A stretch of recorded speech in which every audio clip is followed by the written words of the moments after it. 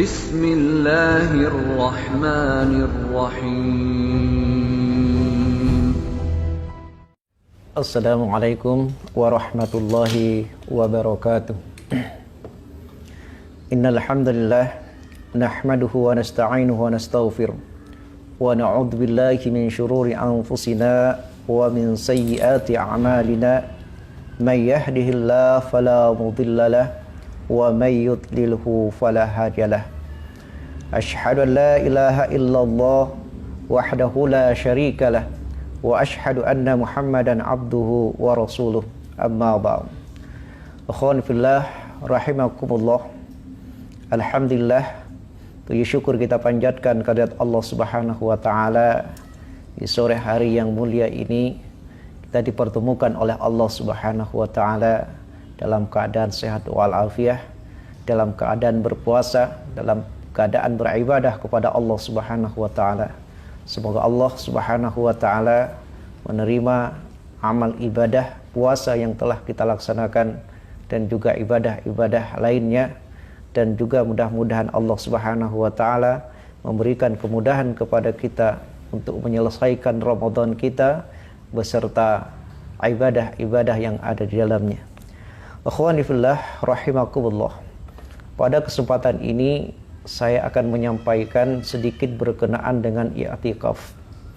I'tikaf adalah merupakan suatu ibadah yang masyru', yang disyariatkan di dalam agama kita, bahkan merupakan bagian dari kebiasaan Rasulullah sallallahu alaihi wasallam, juga setelah itu istri-istri beliau dan juga para sahabat Nabi sallallahu alaihi wasallam.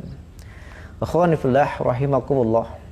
Dan perlu diketahui bahwa i'tikaf ini disyariatkan di dalam agama kita, yang tujuannya adalah untuk mendapatkan malam Lailatul Qadar.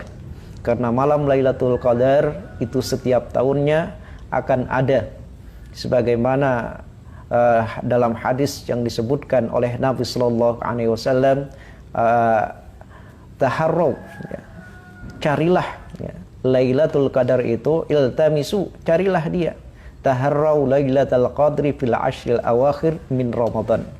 Carilah, ya, Lailatul Qadar itu di 10 terakhir dari Ramadan, yang maknanya bahwa setiap bulan dalam 1 tahun di bulan Ramadan, Lailatul Qadar itu senantiasa ada. Apa yang dimaksud dengan i'tikaf? I'tikaf itu artinya menetap di masjid dalam rangka taat kepada Allah Subhanahu wa taala. Jadi kalau hanya cuma duduk-duduk, niatnya hanya cuma ngobrol, itu bukan disebut dengan i'tikaf. I'tikaf adalah luzumul masjid li taatillah, yaitu menetapi masjid dalam rangka untuk taat kepada Allah Subhanahu wa taala. Sebagaimana dalam Al-Qur'an disebutkan, wala tubashiruhunna wa antum aakifuna fil masajid. Dan janganlah kalian menggauli, mubasyarah, jima atau mubasyarah dengan istri-istri kalian ketika kalian dalam keadaan i'tikaf di dalam masjid. Ayat ini sebagai dalil bahwa i'tikaf itu dilaksanakan di masjid, baik itu di masjid jami ataupun yang tidak di masjid jami. Yang penting masjid itu atau tempat itu disediakan untuk pelaksanaan sholat berjamaah 5 waktu. Akhwani fillah rahimakumullah. Kapan i'tikaf yang masyru' atau i'tikaf sunnah yang biasa dilakukan oleh Nabi sallallahu alaihi wasallam?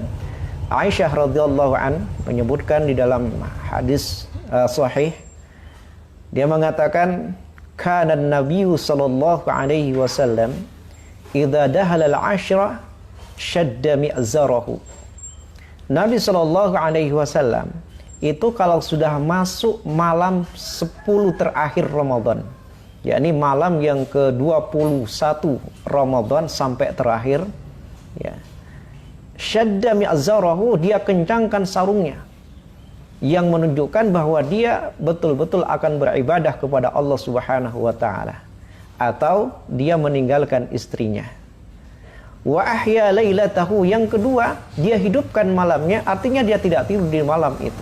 Jadi ketika kita beriktikaf di malam terakhir bulan Ramadan, baik iktikafnya itu penuh 10 hari siang dan malam, ataupun i'tikafnya cuma malam, maka yang dilakukan adalah menghidupkan malamnya dengan ibadah, baik itu dengan membaca Al-Quran maupun dengan sholatnya, sholatul lail ataupun sholat tuhur dan sholat sunnah yang lainnya.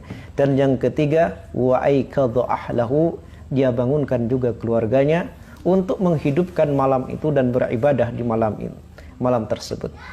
Oleh karenanya, ikhwani fillah rahimakumullah, apabila kita diberi kesempatan oleh Allah Subhanahu wa taala melakukannya, maka hendaklah kita melakukannya. Minimal seumur hidup kita bisa melaksanakan i'tikaf ini 10 terakhir dari Ramadan. 10 full siang dan malam kita lakukan minimal sekali dalam seumur hidup kita. Dan lebih baik kalau kita laksanakan setiap tahun. Ikhwan fillah rahimakumullah, semoga Allah Subhanahu wa taala memberikan kesempatan ini kepada kita di saat-saat di mana kita tertimpa musibah. Oleh karenanya, sebagaimana kata Asy-Sya'bi, seorang tabi'in, dia mengatakan kanu, yakni para sahabat Nabi sallallahu alaihi wasallam, idza faraga min syai' ataul masjid. Mereka kalau ditimpa bencana, ditimpa ketakutan, ataul masjid, yang mereka datang adalah masjid-masjid untuk mendekat diri kepada Allah Subhanahu wa taala. Akhirnya saya ucapkan selamat berpuasa. Semoga Allah Subhanahu wa taala menerima puasa kita.